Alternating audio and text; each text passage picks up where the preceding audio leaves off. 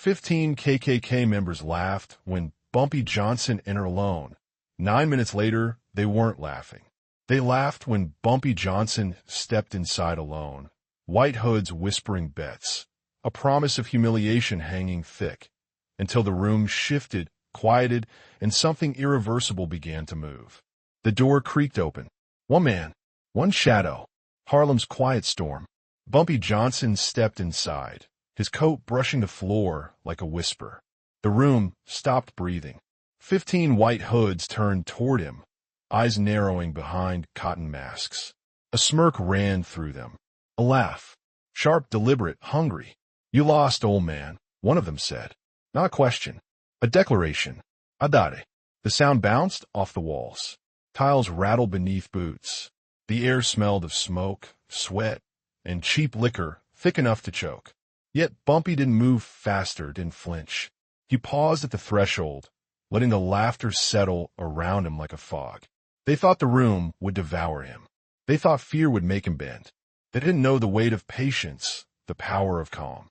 A second laugh. Louder. Louder still. Confidence, edged with cruelty. 15 men, thinking the math was theirs. The odds. The numbers. Bumpy's eyes didn't dart. They didn't scan for exits. They fixed on the tallest figure at the back, who held his laugh a fraction too long. He measured him, not with anger, not with planning, just knowing. The smoke curled between them. The silence stretched. And underneath the laughter, something quiet began to grow, a sense that this room was no longer entirely theirs. One of the hoods leaned forward, chest puffed, voice like gravel. "You really think you can walk in here alone?" Bumpy's lips twitched, almost imperceptibly. He said nothing. In that silence, it was sharper than any knife they carried. The laughter wavered. The tallest man's smile flickered. Something had shifted, but the moment was fragile. Still alive, still dangerous, still waiting. The room thought it was playing a game. Bumpy knew the game had already begun. Harlem didn't make men like Bumpy overnight. It carved them slowly, teaching patience with whispers, respect with glances, and power through restraint. Every block, every corner, every hallway had lessons written in ink he could still feel on his skin. As he stood in that smoke-choked room, the past unfolded behind his eyes. He remembered the stoops where he'd learned silence was louder than a gunshot, where a nod could end a war, where a step back could carry more weight than 1,000 fists. Harlem had trained him to move without moving, to speak without speaking. The 15 men didn't see it yet, but Harlem's rhythm had entered the room with him. Every subtle shift of his weight, every deliberate blink, every measured breath was a language only he spoke fluently. They were loud. They were visible. He was invisible and lethal at the same time. He remembered Abby, the corner boy who had tested him once, pushing, mocking, thinking fear was a weapon. Bumpy had waited, just waited. And when Abby's moment came, it wasn't violence that broke him. It was inevitability. The boy had known, too late, that restraint could carry a heavier hand than rage. The room smelled of arrogance now, and it was a familiar scent, the kind Harlem spit on daily. Bumpy didn't need to move yet. He only needed to exist there, grounded in his own rules. They were the intruders in his space, even if they thought numbers gave them authority. A shuffle at the back. A cough, nervous. Eyes flicking to him and back. The smirk of the tallest man faltered for a moment.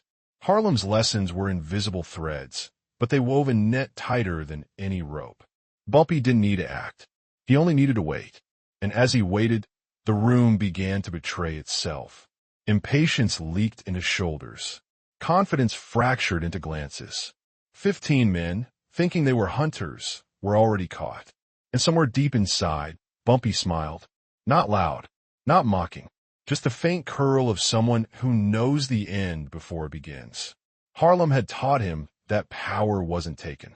It was earned quietly, in moments when others were too busy showing off. And right now, the room was too busy laughing to realize it was already his. The room was still, not completely, but enough for him to feel the rhythm. 15 white hoods, each carrying a weapon, a threat, a silent vow. But Bumpy Johnson didn't flinch. He didn't reach for anything. He simply existed. They circled him with eyes, shoulders, and a weight of numbers. The tallest one step closer, boots scraping against the tile. Each step was measured, a question disguised as dominance. "Think you can walk out?" the man said, voice low, rattling against the walls. Bumpy tilted his head slightly. Not defiance, not fear, just observation. And in that tilt, a story unfolded. A story of every corner he'd ever walked in Harlem, every deal made with silence, every enemy confronted with the right words at the right moment. He felt them pressing in, not with fists but with presence. The way a room can squeeze, like walls closing slowly, testing patience, testing endurance. Pressure without hands is more dangerous. It forces mistakes. It exposes weakness. And Bumpy never gave him that gift. A laugh broke out again. Nervous this time. One man tapped his fingers on the table. Another shifted his weight, boots squeaking. The tallest man's jaw tightened. They didn't know it yet, but control was slipping. The room's power wasn't in numbers. It was in belief, and Bumpy was quietly rewriting that belief. He stepped forward a fraction, slow, deliberate. Not a threat, not an invitation, just a movement that spoke of certainty. Silence responded. One of the hoods swallowed a laugh. Another straightened, tried to reclaim posture. But the air had changed. The room was unsteady. And all the while, Bumpy didn't touch a weapon, didn't shout, didn't flinch. The pressure he created was invisible, yet unmistakable. A presence so calm, so assured, that it bent the room around him. 15 men, armed and bold, had been counting on fear to control the moment. Instead, they felt the slow, undeniable squeeze of inevitability. And in Harlem, inevitability was the deadliest weapon. One of them laughed again, louder this time, sharper, daring. The kind of laugh meant to humiliate. Bumpy didn't flinch. He let it linger, like a shadow brushing over polished marble. The tallest hood leaned forward, voice low but meant to sting. "You think you belong here alone?" Bumpy didn't answer. He let the insult hang. In Harlem, he had learned that disrespect, when public, could either break a man or make him unstoppable. It was a choice, and right now, the choice was to remain still, to let their arrogance fill the room with its own weight. Eyes flicked him. Whispers. Shifts. The laughter wavered. One of the smaller men smirked, trying to reclaim courage by gesturing toward a chair. Bumpy's gaze caught it for a second. Calm, quiet, assessing. They wanted a reaction. They wanted shame, fear, anger. Every instinct in the room screamed that a response was due. But Bumpy had learned that sometimes silence was sharper than a gun, stronger than numbers. He didn't need to strike, because restraint itself carried a violence they couldn't measure. He walked a step closer. Slow, measured, not threatening, just inevitable. The tallest man's smile faltered, and the room stiffened. They had mocked him publicly, thinking that shame could bend a legend. Bumpy didn't bend. Not because he was strong, not because he was fearless, but because he understood that respect, once earned, couldn't be stolen by laughter or threat. The room was still buzzing with tension, but the scale had shifted. Their disrespect no longer carried power, it carried weight. The kind that crushed the loudest before a word was even spoken. Bumpy's calm had become a weapon. One man's joke had turned into the quietest trap they couldn't see. And soon, they would understand that the only thing more dangerous than a gun in Harlem was a man who chose not to use one. The room held its breath.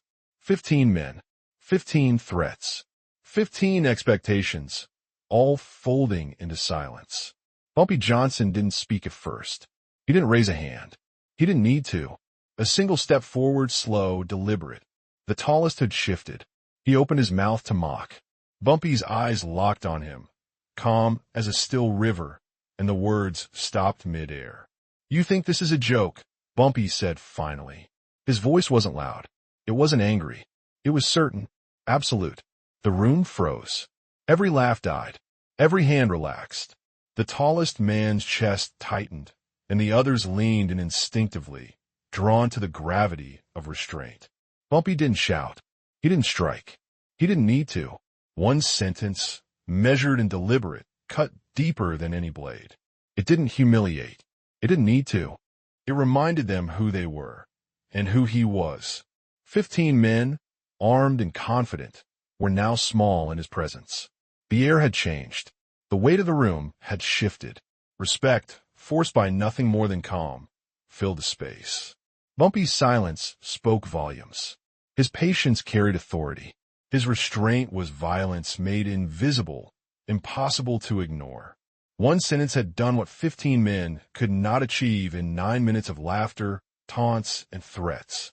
The room had been tested, and it had failed, not because Bumpy used force, but because he had master control. Not because he feared nothing, but because he knew when to act and when to wait. The men understood it now, all of them. Power could move silently. Respect could be demanded without raising a fist.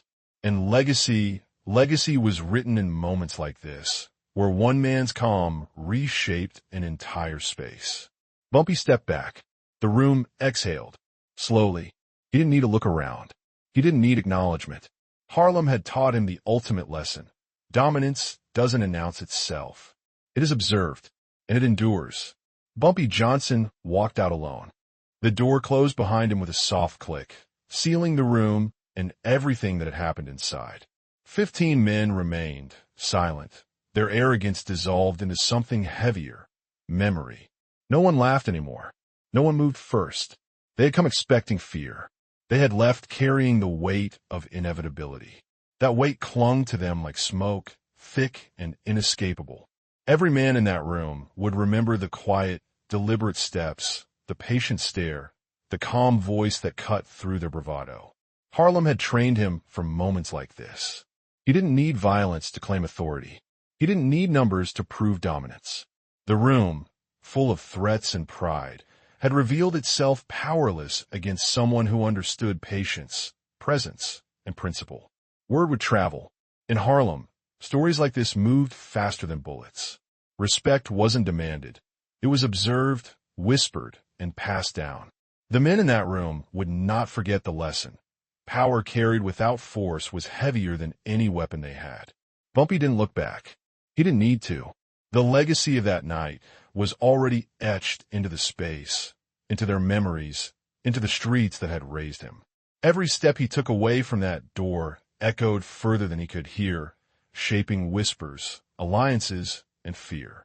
He disappeared into the night, alone, calm, untouchable. The room remained, changed forever. Laughter had died, and in its place the quiet knowledge that Bumpy Johnson walked alone, and yet he always commanded the room. Harlem's lessons, patience, and restraint had won again. And in the streets, legends didn't fade, they endured.